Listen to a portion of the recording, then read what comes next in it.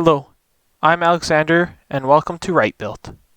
Today's build log will be a vignette with a rocky cliff face. In this video, I will show you how to create your own scene to complement your model. This can be done quite cheap and easy for a more interesting display. Without further ado, let's begin.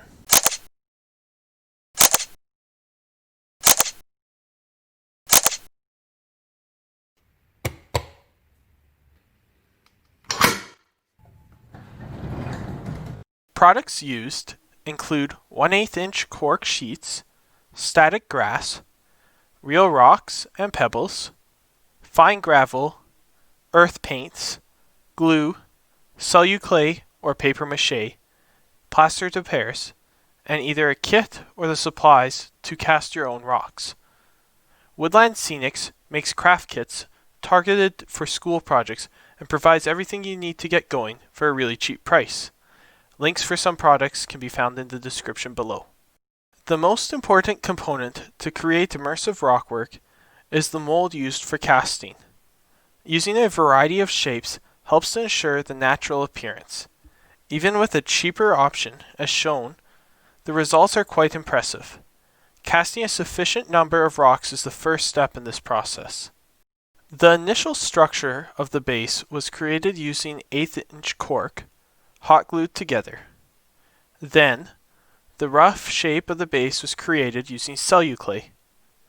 When happy, the rocks were pressed into the celluclay while it was still wet, so the rocks looked like they were being exposed from the ground rather than floating on top. This was left overnight to dry.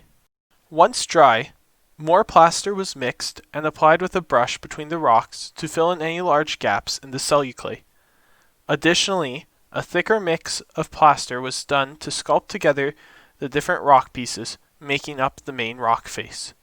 By applying this in several thin layers, the rock face can look seamless very quickly. When happy with the rock geometry, the base was given a coat of brown paint to help seal in the plaster. The rocks were then painted gray, with several dry brushing passes with similar colors. Due to the rough texture of the cast rocks, this process takes very little effort and yields very convincing results. After painting the rocks, the fine gravel representing dirt can be applied, followed by several small pebbles. The dirt product was from Woodland Scenics, and the pebbles were from real rocks sifted out of my backyard dirt. Once dry, this dirt was painted, and some of the pebbles were painted in the same manner as the rock face. Static grass was then applied over the ground. A second height of static grass was used in addition to help add more realism to the scene. This was then painted to be a more natural color. When that was done, I thought the grass was too dark and the overall base felt very cold. In order to warm up the color of the base, I used a light brown paint, which helped give a feeling of dust and grime on the rock face. The last detail added is a handful of scale flowers or weeds to add some color and interest to the base. I find this technique can really set your vignettes apart from others, as I do not commonly see wildflowers or weeds at my local model shows. Now the base is complete.